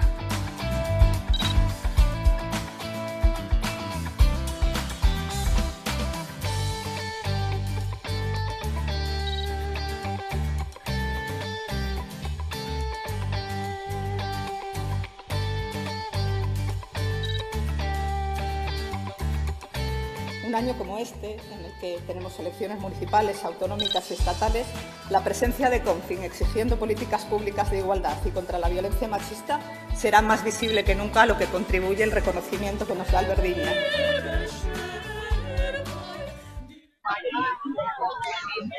Mila esker, Sandra, berriz ere, gurekin egoteagatik. Gero arte. Gero arte, agur. Eta aurrera jarraituko dugu, beste gai bati helduko diogu, izan ere, kiroletan ere emakumeek zeresan handia daukate. Atzo, hain zuzen ere, A2 pilotako kide batekin egon ginen hizketan, Jera Agirrerekin, entzun dezagun. jokatu zen, Maili Barrokalek eta Olatz Ruiz de Larramendik irabazi zuten, 22 punturekin, nola bizi izan zenuten finala? Oso une berezik biziztu izan ziren, ez? Esan duzun bezala, txapelketa hor abendun 17 abiatu zen, denbora asko pasada, eta konturatzerako final handi hori, ez? Eta nik uste promozio mailako zein lehen mailako final horrekin, ehun bete-betekoa izan zela, eta mailera paregabea jokatu duen txapelketa honentzat, ez? Esan duzu, 2 hilabete luzeko txapelketa izan da, baina ados pilotak hilabete asko eta asko daramatza lanean, emakumeak pilotan ikusgarritasuna eta etorkizuna izan dezaten. Bihar emakumearen nazioarteko eguna da, nola esango zenuke dela emakumeen eta pilotaren arteko erlazio hori? Erlazio hori asko uste duena, baino handigoa da, ez? Oso atzera joan behar da, dela 100 urte lehen emakume raketistak, beraiek ziren lehen profesionalak, ez? Orduan, ikusten da pilotaren ibilbide hortan emakumea zela lehen erreferentea, eta batzutan hori aztuta gelditu dela. Orduan pentsa, ez? 100 urte horiek pasata, berriz hemen gaude borrokan, berriz emakumea behar den tokin jartzeko, eta batez ere emakumeen pilota, eta hoxe emakumeen eunen arira borroka horrekin segitu behar dela, ez? Pauso hondik eman die, baina guandik desente da hoiteko, eta biharre aldarrikatzeko aprobetxatzuko emakumeen pilota bizi-bizik daola, eta hortxe seituko ula borrokan emakume bere toki emateko. Esan duzu jada bestelako konexioetan, profesionaltasunaren bidean ere urratsak eman dituzuela, nola irudikatzen duzue emakumeen pilota etorkizunean? Hor goaz, ez? Pixkanaka pauso sendoak emanez, egia da ados pilotan helburutako bata profesionaltasun bide hori zabaltzea eta sendotzea, eta egun esan dezakegu, hori, ados pilota osatzen dugun 13 pilotarik kontratu profesionala dugula. Horrek esan du denboraldi guztiko kontratu bat dugula, eta igual pixkat bereizi behar da, ez? Alde batetik, batzuk esaten du profesionala, hortaz bizi zarelako, ez? Edo irudikatzen da, mutilek pilotan kasu hortan ala bizi direlako.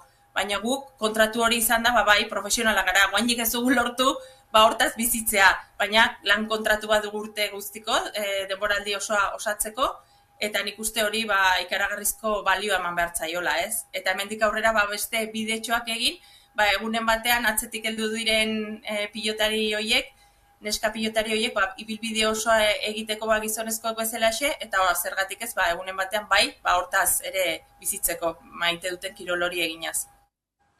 Ikusi dugu hemen Jerak esaten duena, pilotaren arloari buruz hitz egiten du, baino arlo askotan gertatzen da, ez da, zuk futbolera jokatu duzu, nola bizi izan duzu, emakume izan da futbolera jokatzearen arlo hori? Azkenean zoritzarrez futbolean ikusten duguna da, klub asko egiten duten, izugarrizko esfortzuak gizonezko taldeak sortzeko, eta gero emakumeko taldeak sortzeko, pixkat fortzatutak, edo batzutan instituzioek diru laguntza bat ematen baldin badute, egingo dugu. Azkenean emakumeak futbolean negozioa edo dirua baldin ez badago, batzutan ez dira taldeak egiten. Zoritzarrez horrela da, baina azken urteotan izugarrizko lana egiten ari da eskoletan, erreferenteak plazaratzeko, eta gaur egungo badago futbolari batek, ez da euskalduna, baina Futbol Klub Barcelonakoa da, eta izugarrizko sare sozialetan daukan tiroia eta referentea da emakume txikientzako, eta aurrera pauso izugarriak ematen ari dira, baina ikusten da, azkenean diruaren truke, edo dirua baldin badago, edo telebistan ikusten baldin bada futbola, azkenean aurrera doa. Baina dirua baldin ez badago, goi mailako mailetan batzutan diruaren truke egiten dute taldeak. Arlonetan ere gainera soldata arrakala ikusten da, ez? Emakume futbolari batek ez duelako gizon bat bezala kobratzen. Ez, eske... Hori argi dago. Zoritzarrez, izugarrizko diferentzia dago. Egin zan konbenio bat eta gainera, uste dut ez limanago kerruta, Ainhoa Tirapu zegoen hor sartuta, eta pizkat sinatu zituzten, baina, azkenean ez bakarri soldata, azkenean emakumeak direnez, batzutan futbolan eta kirolan, amatxok baldin badira, batzutan ezin dute futbolara edo beste disiplina batean jolastu eta izugarrizko arazoak dituzte. Kulturarloan ere gaurkoan zirgari sariak eman dira eta Sara Estebez kazetariaren lana aitortu da. Nola ikusten duzue zuek erlazio hori, ez? Kultura eta emakumearen arteko erlazioa? Ikusi. Nik ikusten duanarengatik arazo asko dago, baina bat tortzen zait burura segituan.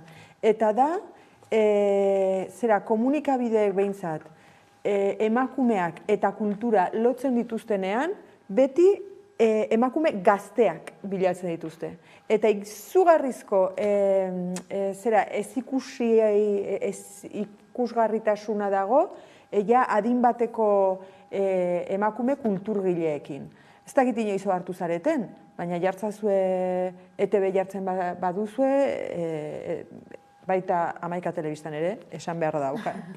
Inoiz ikuste ditudanean ateatzen dituzuen eduki kulturalak, fokoa beti da sortzaile, egile gazteengan.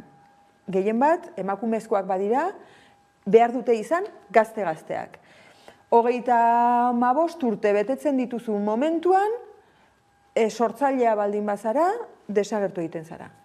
Eta uste dut hori oso larria dela, oso kulturgile potenteak ditugu Euskal Herrian, adin batekoak, bizitza guztia daramatenak kultura sortzen, bai artea dela, literatura dela, antzerkia dela, eta gehienetan, beti ez esateagatik, telebistan agertzen dana, eta ez soilik telebistan, baita egunkariei eta irratietan eta gazteak izaten, baina supergazteak, esan dut, ez pentsa 30, 22 baldin badituzu, hobeki. Ja, 35, hori da nik ikusten dudan kontuetako bat, eta iruditzen zait, gainera gaur martxoaren 8 izanik, aipatu beharra dagoela, eta pozik gelditzen ez gainera esan dudalako. Eta gainera azkenean beti ikusten da, emakume gazte, eta gero Goia sarietan ikusi izan ditugu, azkenean sexualitatearekin eta sexismoarekin, gero bebai gordofobiarekin, Berta Vázquez uste dute deitzen dela emakume aktorea dena, eta bero bebai arropekin, beti gauz telebistan, ez dakiz zer arropa jarri du, azkenean emakumeak gara, eta beti ez dira fijatzen kultura arloan azenolako interpretazioa egin duen, ez, azenolako arropak daraman. Eta hori izugarrizko kalte egiten du kulturari, emakume hori bebai, eta azkenean zergatik ez dute edabidetan bebai gertatzen da, ez? Azkenean entrevista bat, elkarrizketa batek zauz begiratzen, eta eta zu ama izan nahi zara? Zergatik ez dute galdera hau egiten gizon bati. Eta kulturan asko eta asko gertatzen da zuk esan duzun, azkenean bai, batzutan egiten dute gazte baldin ez bazara, paper berbera, ez?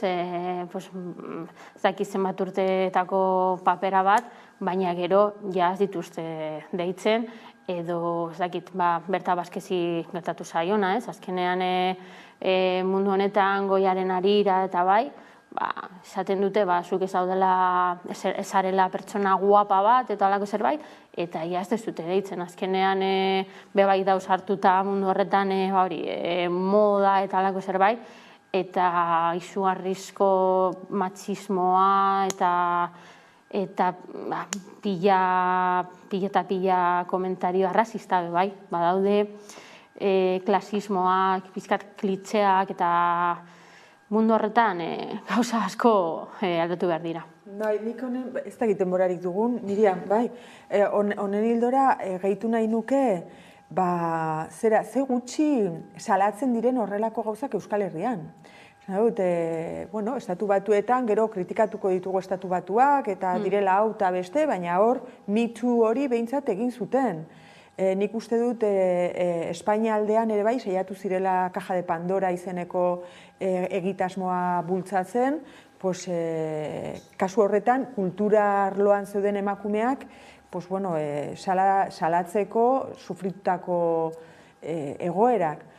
Baina Euskal Herrian ez dira onerako egitasmorik sortzen, eta esan nahi dut, guztiok pairatu ditugu onelako egoerak, bai lanean, bai kulturan dela, bai komunikabideetan dela, baita euskal giroan ere, baina inork ez du inoiz ezer salatzen, ematen du hemen, perfektoa garela, eta haizu, hemen ere bai, baditugu matxirulo handiak eta potere handiarekin, eta, bada garaia baita ere, poliki-poliki indartu, eta batea besteari laguntzeko. Askotan ere ez dugu salatzen aldameneko laguna, emakumezkoa dena, lagunduko ez digulakoz. Ez, delakoa ez, baina eske oso majoa da, edo eske oso ez dakiz zer da, baina broma bat zan. Baina broma bat zan. Bai, eta poliki-poliki hori ere bai salatzen hasten garen, hemen. Espero dugu baietz, hemen utziko dugu momentuz solasaldia, mila esker Nekane eta Ania gurekin egoteagatik gaurkoan, mila esker benetan, eta baita ere eskertu nahi nuke Hamaika telebistako emakume langile guztien lan oso ona egiten dutelako. 9:00 gaude bueltan egunak utzi digunaren errepaso bat egiteko, eta bitartean emakumeak ardatz saio batekin utziko zaituztegu. Ane Gabarainena, gero arte.